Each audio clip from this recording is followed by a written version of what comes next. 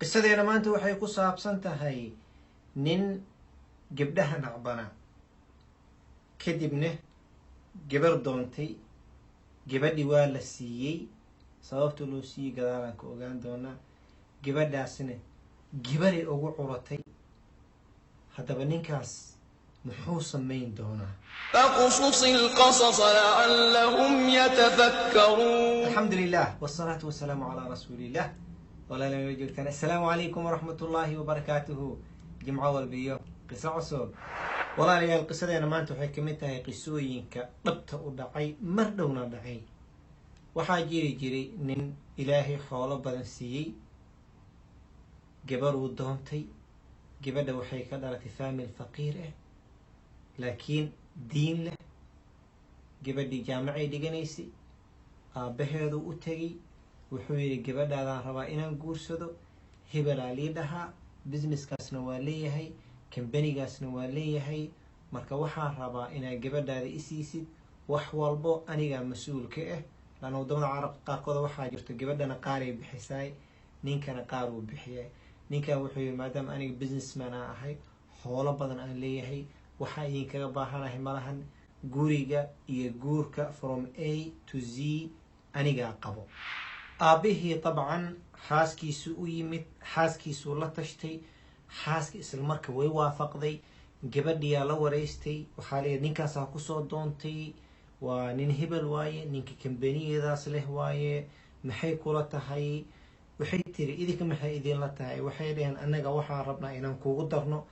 gabadha marka way fikirtay, waxay tiri faamilkeyga waa faqiir, waxaa laga yaabaa inaan culeys badan ku hayo. jaamacan hadda dhigan way jaamacadda culeys biilkeeda inuu culeys ku yahaa laga yaabaa.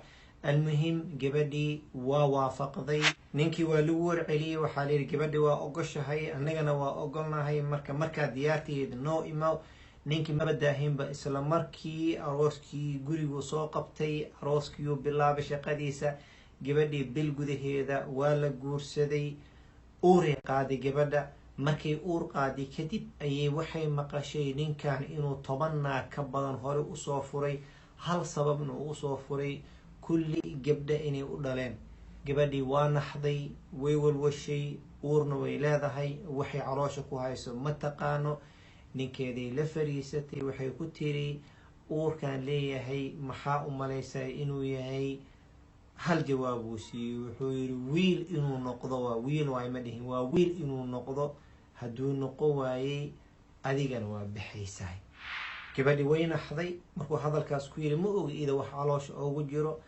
المهم gabadhii way tagtay subaxii dhakhtaray tagtay, wixii caloosh ku jiray soo fiirisay. waxaa lagu yiri mabruuk, maasha allah, gabaraa wadaay aa ku curinaysaa. gabadhii way faraxday, waa nicmo min allah subxaanahu wa tacaala. wayna naxdayoo ninka guriga u fadhiyay ayay og tahay. gurigay kusoo noqotay, ninkeedii waxay bilowday marka inay la hadasho, inay waaniso, inay kala hadasho gabdhaha iyo wanaagooda. waxaa inuu ilaahi subxaanahu wa tacaala gacanta uu ku haayo, ibni aadan uusan maamulin, kii ku anfacaya ilaahay inuu og yahay, wiil ha noqdo ama gabar ha noqdo. gabadhi waxay bilowday marka habeen walba ninkeeda inay u muxaadarayso, ay waaniso, ay tiraaho maqal waxaan waa hadiye min allah. soo maadan arkin aayadaas ilaahay le yahabu hiba uu ka sheekeynayo.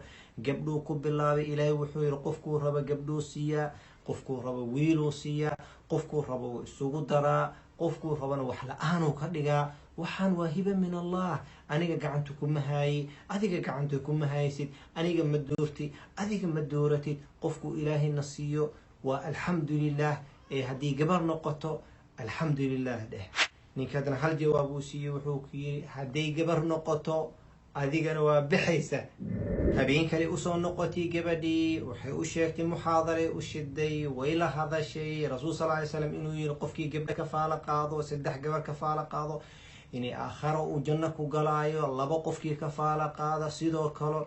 almuhim ninkan waa dhagax u noqday, hal jawaab le waa hadday gabar noqoto waa bixaysaa.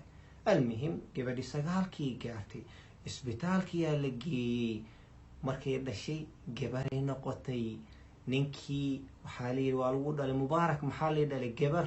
ninkii wuu xanaagay, wuu baxay, warqaduu soo qoray, wuxuu yidhi waa kane gabadha markii isbitaal ka soo baxda hala siiyo warqadeeda, waa kane waa furay.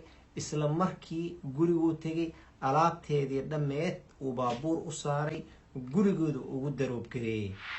gabadhii waxaas dhan ma ogo. 3 maalmood kadib ayaa loo sheegay ninkeeda inuu furay, alaabtiina guriga uu diray. gabadhii way xanuunsatay, jiro kalaa kusii dhacday, isbitaalka isbuuc kala joogtay. ilaahay amarkiisa qisadii waxaa maqlay ninkii isbitaalka maamulay ayaa maqlay markii loo sheegay.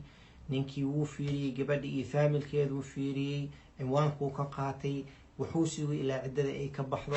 ninkii mudiir almustashfa ama isbitaalka mas-uulka ahaa faamilkii u tegay, wuxuu yihi gabadhiinaan rabaa. aabihii wuxuu ku yiri tookada hore gabadheeda si wax ugu hoosgeliyey, hadda iyada 100% inay ogolaato ay gabadhiyaa loo keenay.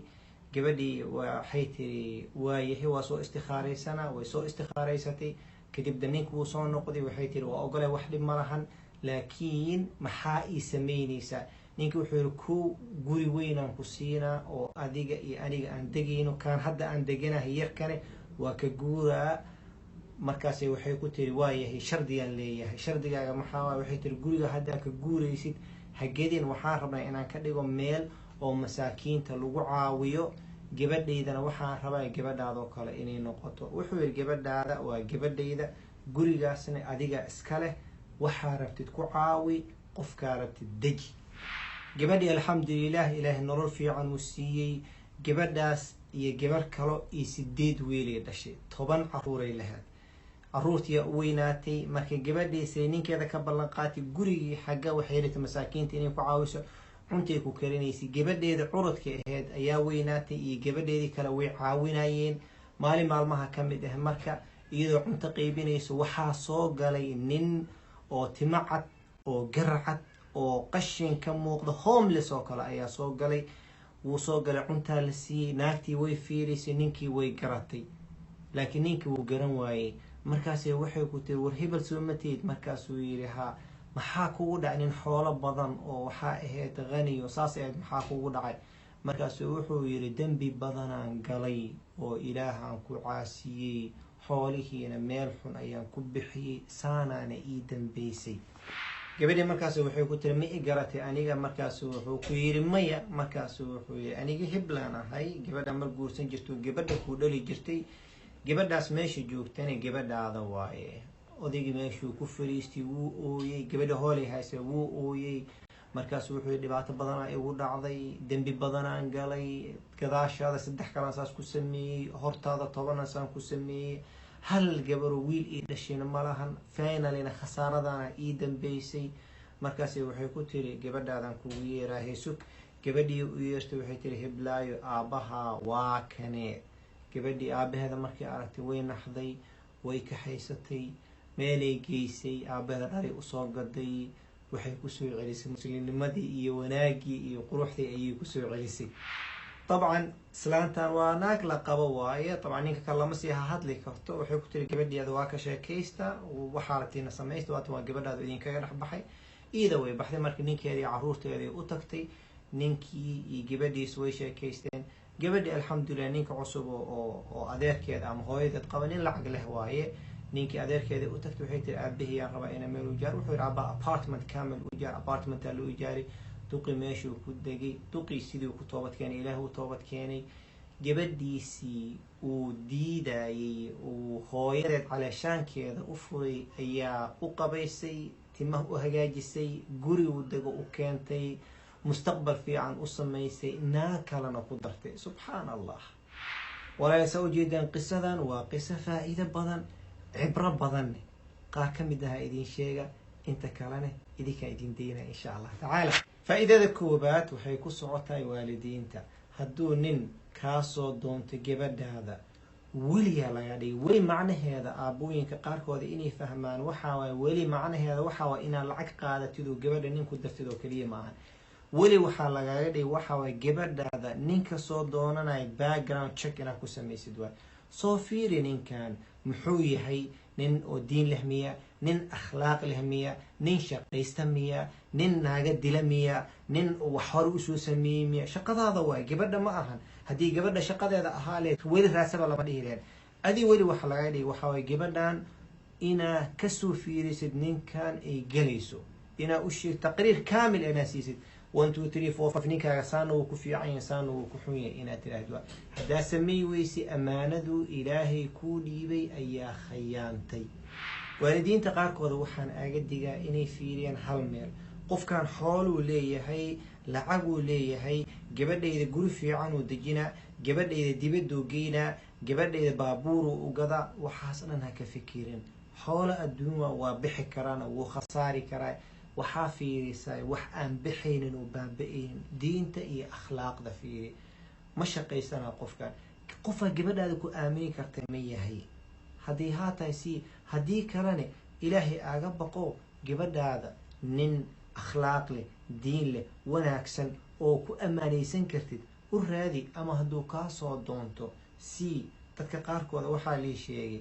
gabdhahooda inay lacag ku xiraan nin fiicanaa kasoo doona wuxuu lacag maystamay iga bax wariya waxba kuma siinaye lacag kaliyaa fiirinin sax fiiri qofkaan ma shaqaysana mise ma shaqaysanaya sax waay laakiin lacag iyo xoole in lagu siiyo adiga ha ku xujaynin khayr allah ku siiya faa'iidada labaad waxay ku socotahay nimankay ku socotahay caruurtan waa nicmo qofkii ku anfacayana ma ogi ragga qaarkooda waxay leeyihiin waxaan rabaa qof magacayga soo qaado war magacaaga haddii la qaadin haddaa dhimato muxuu kuu taraa waxba wallahi kuuma taraay waa wuxuu kuu taraay mala magacaaga yaa qaada waxba kuuma taraay dabcan si generally ahaan nimanka ama dadka caadi ibni aadankaba wiilashay jecelyihiin xataa dumarka waa arkay inuu ilaahay wiil siiyey ka jecelyihin inuu ilaahay gabar siiyey laakiin labadaba waa nicmo waayo ilahi subxaana wa tacala suurat al-cimraan wuxuu zuyina linnaasi xubu shahawaati min annisaai waalbaniina marka wiilasha waa laiska jecel yahay waxaa ila yaab badan mataqaana maalina isbitaalkan ka shaqaynaya tegay banaanka anuu joogo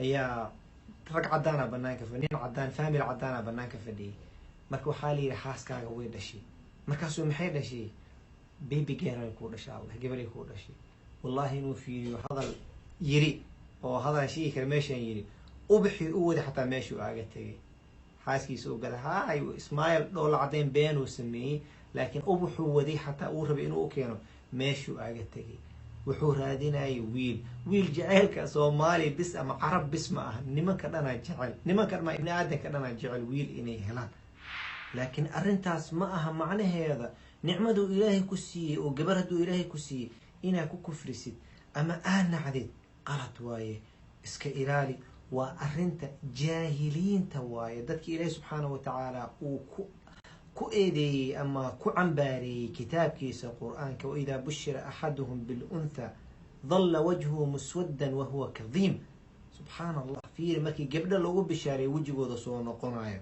dadkaasa ka mid noqonin faa'iidada saddexaad waa bishaaro qofkuu ilaahay gabar siiyey laba gabar ma haysataa ii ka badan bishaarayso insha allah tacaala jannaday ku gelinayeen naarta ayay xijaabkaaga noqoneen aniga ma dhihin xabiibi maxamed sala allahu calayhi wasalam biabi huwa ummi ayaa dhahay laakiin say kaaga ilaaliyaan xijaab naarta kaaga ilaaliyaan ama janno aad ku gashid waa inaad si fiican u tarbiyeysid waxay rabaan oo wanaag adduunyada aad siisid diinta aad bartid akhlaaqda aad bartid ayaa lagaaga baahanyay gabar hadduu ku siiyey allahuma laka alxamdu leh ilaahayo saalixaad qaanitaad iga dhigdheh faa'iidada afaraad waxaa rabaa nimankay ku socotaaye ogow qofkii ku anfacayo ma ogid ma gabaraa ku anfacayso mise wiilaa ku anfacayo waaqican hadda aan joogno waxaa la sheegaa dadka soomaaliya jooga faamilkii hal gabar u maqan tahay iyo faamilkii 5 wiil u maqan tahay faamilkii hal gabar u maqan tahay inay ka nolol fiican yihiin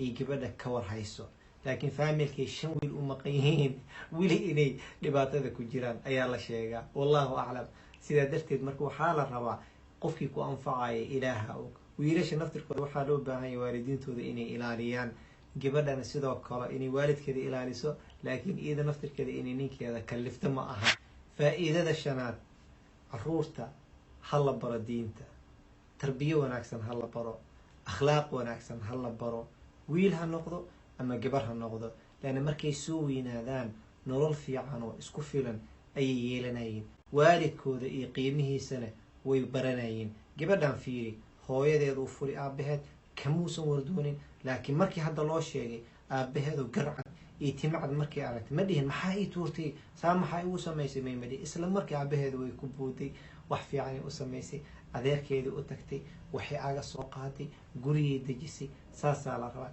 maxay taas ku timid gabadhaa diin la bari haddaa diin bari weysa ilmahaaga aday kugu soo jeesanayiin ogow faa'iidada 6aad iyo tan 7aad 8aad 9aad 10aad adigaa laga rabaa soo qor intaa wadi kartid nabad جزاكم الله خيرا بارك الله فيكم بخيل هالنقني ولا لي هنا كلو سيقود بيا إلى جمعة صوصعة اللي جارة محلقة ربا إنا دقي ستيت كفائدة ستيت كعمل فشيت ولا لها كلامي سيقود بس جزاكم الله خيرا بارك الله فيكم السلام عليكم ورحمة الله وبركاته